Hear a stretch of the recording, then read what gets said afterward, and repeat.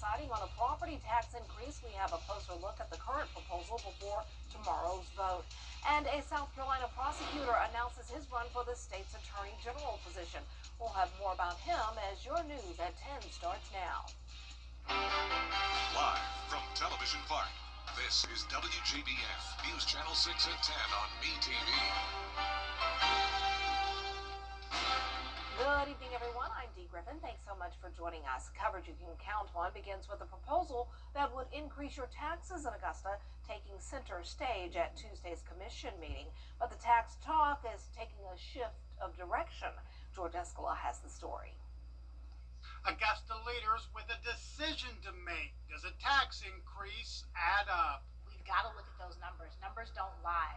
So we want to make sure that we're providing the services that our citizens need.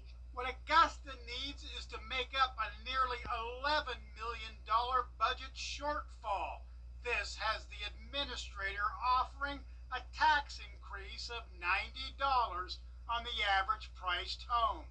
But at Tuesday's meeting, commissioners will hear other options. So that they can make a decision as to whether or not they want to continue with the same millage rate, or if they want to use the rollback, or if they want to increase the millage rate.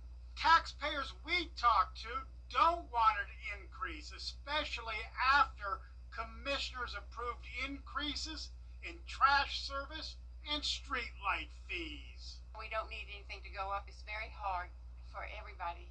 I don't see, it's difficult to even go grocery shopping. I'm a retired veteran, and like I say, you're on a set budget, so you can't keep taking those hits. The administrator is saying commissioners understand there is frustration from the fee increases and says commissioners will be advised they can leave the tax rate alone and make up the shortfall using reserves. Based on everything else that we have going on and the two things that we've already hit our constituents with, it would probably be more advantageous for them to use those funds, our federal reserve funds. Commissioners expected to decide Tuesday whether to raise taxes or raid reserves. In Augusta, George Escala, WJBF News Channel 6. Today's state senator and Georgia governor candidate Jason. It's time now for a first look at our forecast with chief meteorologist Jennifer Trotty. And when I was out just a little bit earlier, I saw those rain clouds moving in. Yeah, we have some storms close by to Augusta, but a lot of places in the CSRA stay dry today. And right now on Live Viper 6, those storms that we were tracking are weakening now. We're really only watching one area of rain, and that's around Edgefield and Saluda counties. Notice we have some storms up near Abbeville and Greenwood, but no more storms expected for us tonight. We're going to just see this light rain go into Columbia County and then just fade away from there. Our Terry Lambert Hyundai Skyview cam showing dry conditions here at SRP Park.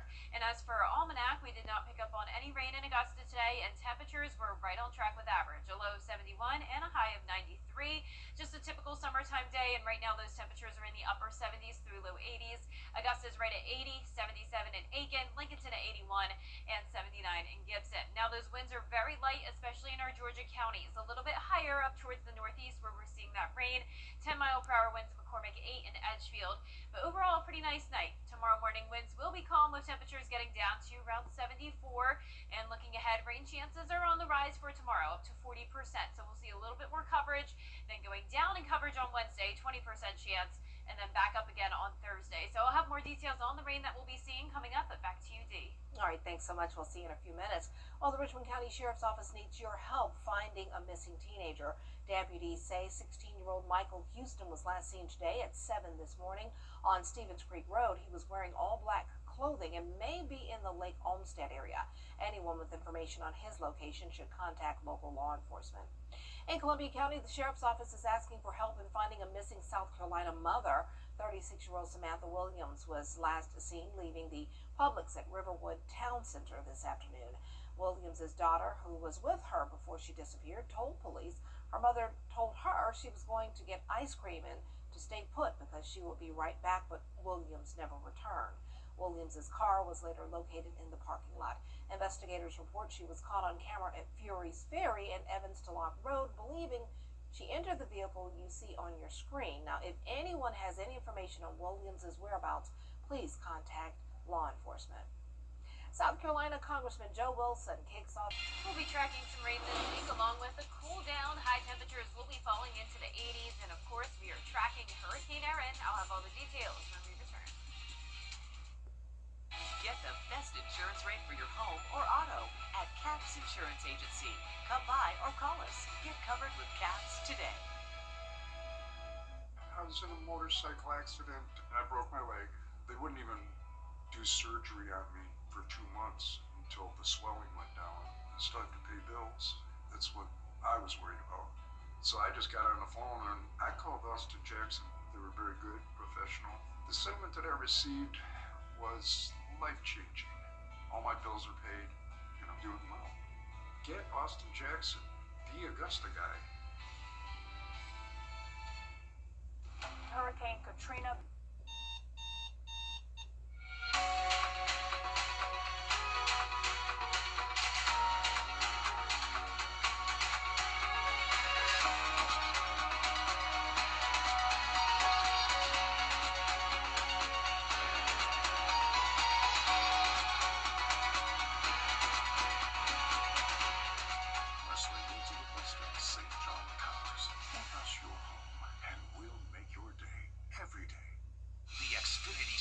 Drivers gear up for another high-speed showdown. Feel the energy live at Daytona. Get your tickets now at NASCAR.com/tickets. Don't miss your chance to experience the Xfinity Series live and in person. Let's see where it takes us. Good morning, Augusta. Now, your most accurate forecast with WJBF Live 5 for 6. Welcome back. It's a nice Monday night as we take a live look in on our Terry Lambert Hyundai Skyview cam outside the station. No rain here today, just a hot one with highs in the low to mid 90s. And we're now at the 80-degree mark, feeling like 84, muggy out there with dew points in the 70s. Winds are nice and calm. Now here's a look across the area. At Sylvania, you're at 76, 80 as well in Bamberg, 77 in Aiken, 81 in Saluda, and 78 in Sparta. Now on our satellite and radar, we were tracking those storms earlier around Aiken, Edgefield, and Saluda counties. The lightning has faded away, and we're just left with that one light shower in Edgefield County, headed towards parts of McCormick and Columbia. Other than that, we're staying dry tonight with high pressure in control. Around a ridge of high pressure, we often have a few isolated to scattered storms, and that's the case for us today and then again tomorrow. But all eyes are on this. That's down to our south and east. This is Hurricane Erin. It's a very large storm.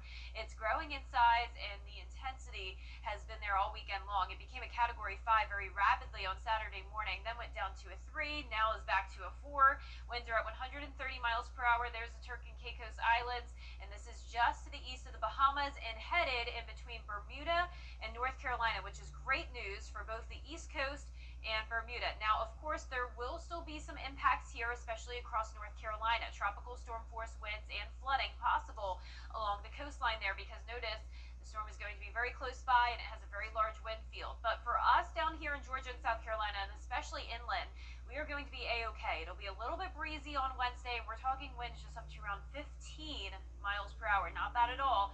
And our beaches will have some high surf. But this track is definitely going in our favor. It's also going to be weakening down to a Category 3 tomorrow again, and then a Category 2 by Friday. But like I mentioned, not a good idea to head out in the water this week. If you're planning a beach trip, just stay on the sand. These waves within Erin are no joke, and the surf is going to be very rough all up the East Coast. But that is our main concern here in town. We're actually going to have some drier air be filtered into the area as Erin moves off towards our northeast, so lower rain chances Wednesday and Thursday, then higher rain chances on Friday and Saturday as temperatures start to take a dip. So we're going to be near average for now.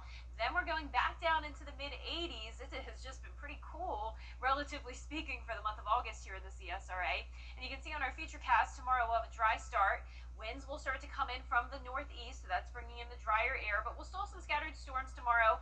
This cold front will be approaching from the Midwest, and that's also going to help to keep Erin to the east of us, so that's also working in our favor. But with that north wind coming in, drier air coming in as well, it's looking like a pretty nice next couple of days. So here's tomorrow, though, 3 o'clock, scattered storms around, not expecting severe weather, but we can't rule out some heavy downpours and some thunder and lightning here and there, and that will last throughout the duration of the day, but once again, not a washout, nothing significant. Lows tonight will be near average in the low 70s. Highs tomorrow will be in the upper 80s, so a little bit cooler already north of I-20. The rest of us around the 90-degree mark, and that 10-day forecast is showing once again a pretty rainy setup this weekend. Temperatures going down well below average, and then next week still a little bit below average in those upper 80s to low 90s. Now, you may have heard our weather team talk about wind shear lately with all this talk of the tropics, but how does it impact those tropical systems? Meteorologist Miller Hyatt explains. It's hurricane season, and something that we watch very closely is wind shear and how it impacts tropical cyclones. Wind shear is essentially the change in wind speed or direction the further you go up in our atmosphere, and it can be a hurricane's worst enemy, especially when it's young. So here's a scenario when we have a weaker system. The red lines indicate strong upper level winds, and that tilts the system and cuts off its energy source, which is the warm ocean water. So the system can completely dissipate pretty fast. Now, on the other hand, when you have a stronger system such as a hurricane, it can encounter that wind shear but doesn't completely dissipate. It can weaken a little bit, but due to its structure, it can defend itself from that wind shear. I'll have more details on how wind shear impacts tropical systems on my blog Beyond the Forecast on WJBF.com. Coming up, South Carolina National Guardsmen headed to the Capitol, why the governor is sending them to D.C. next.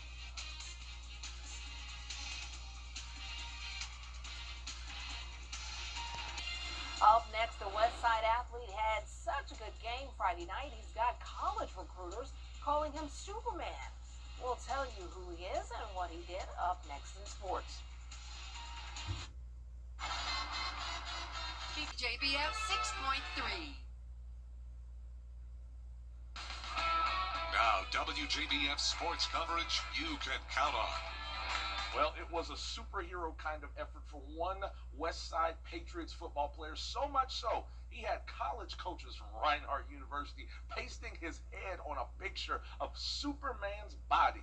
That player, West Side senior Tamari Curry. The senior's first game with West Side Friday netted him 200-plus rushing yards on 16 carries, 3 total touchdowns, including that 80-something yard jaunt to the end zone you saw right there that helped the Patriots pull off a 21-12 season-opening win over Laney. Now, if the name Curry sounds familiar to you, you're probably thinking Jontavius Curry, Thompson's star running back several years removed during Thompson's last state title run. Now, the two Currys are actually cousins, and Tamari, he's doing his best to emulate his older relative. Watching him, it was like, he was so electric and fast, so I just was watching him and really getting game off of him and what he could do, and it just inspired me to play and move fast and get my speed up and just use my speed to advantage. I just knew that it was just a matter of time before he just shows everybody what he's capable of. He's a student of the game, great athlete, great student, great kid. We're very happy to have him here.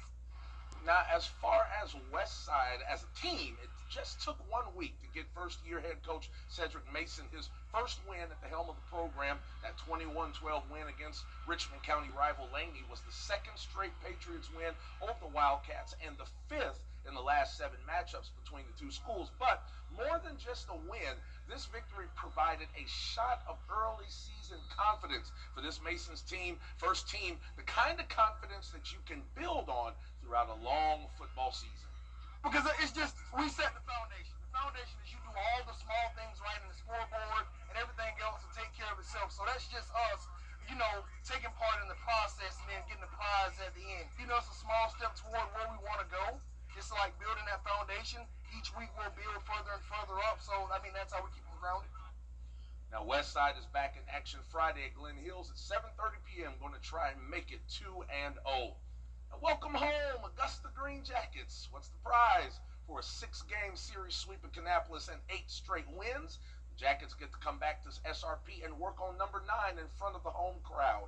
And after Sunday afternoon's 5-4 series closeout win at Kannapolis and a well-deserved Monday siesta, the Green Jackets return to SRP for a 6-game homestand with the Columbia Fireflies. The action is going to begin on Tuesday night with first pitch set for 7:05 p.m. Now, they'll do it without Trent Buchanan and Cody Miller. Those two have been promoted to the Atlanta Braves High A affiliate Rome Emperors. Also, don't forget that Friday is Jackets Hall of Fame night, and MLB vet Charlie Culberson will be throwing out the ceremonial first pitch in honor of being inducted to the Green Jackets Hall of Fame. That's it for sports right now. D, back to you. All right, thanks so much. Coming up, skating across the USA, how a father-daughter bond helped set a world record. After the break. The WJBF Scholar Athlete Awards honor high school students from around the CSRA for outstanding achievements, both on the athletic field and in the classroom. I'm Tamika Lampkin from Jefferson Energy Cooperative. Being a scholar athlete means excelling in both the classroom and in sports. If you know a high school senior that thrives in the classroom and on the athletic field, we encourage you to nominate them for the Scholar Athlete Award. Here's how. To nominate, go to WJBF.com and click Scholar Athlete Award under the Sports tab. Make this the summer. Do you have what it takes to be a Border Bowl cheerleader? We're looking for the area's best high school seniors and juniors. Tryouts for Georgia and South Carolina are happening soon, so register now at WJBF.com/cheer. And last but not least, history. I guess y'all gonna make me do that. Gotta do it.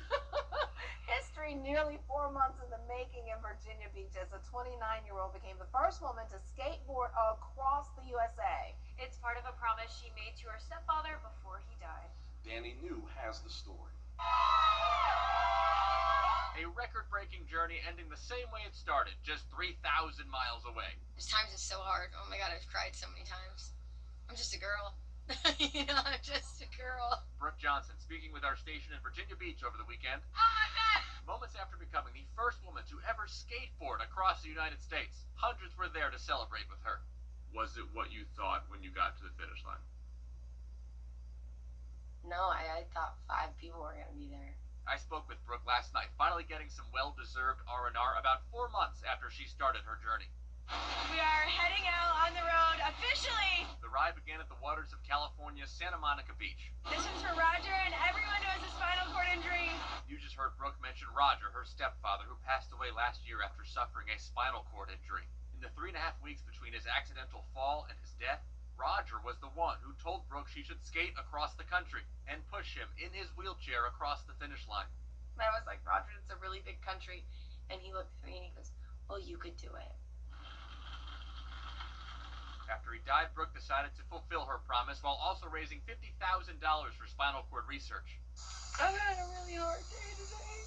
Brooke says throughout the journey there were so many times where she thought the trip was over, until she feels Roger somehow sent her help. He's like supported me through this whole thing of, it's actually crazy. And 3,000 miles later, when Brooke finally reached the waters of Virginia, she was wearing this necklace with Roger's ashes inside. They were at the finish line together, just like they planned. Roger left me purpose, and for that, I thank him every single day. So far, Brooke has raised $54,000, and you can donate at the link on our social media, @BrookeDoesEverything. Also, I asked Brooke what she plans to do next, and she said get a 1-hour massage on each foot. In New York, for ABC News, I'm Danny New. She deserves that 1-hour massage plus a hot soak-in. She earned that. Okay. Yeah, I love it. On each foot. On so each 2 hours foot. total. Well, our 10-day forecast is showing some slight rain chances over the next several days. Wednesday and Thursday will be mostly dry, still hot and humid, but then as we go into the weekend, we're back to the mid-80s, and we will see those rain chances pick back up. A pretty wet weekend, but thank goodness Hurricane Erin will not be impacting us. But remember, be very careful if you're going to the beach. Very rough waves. That's right. Good advice. All right, well, the news continues at the top of the hour on News Channel 6 at 11. Toget Heroes is next here on MeTV. Have a good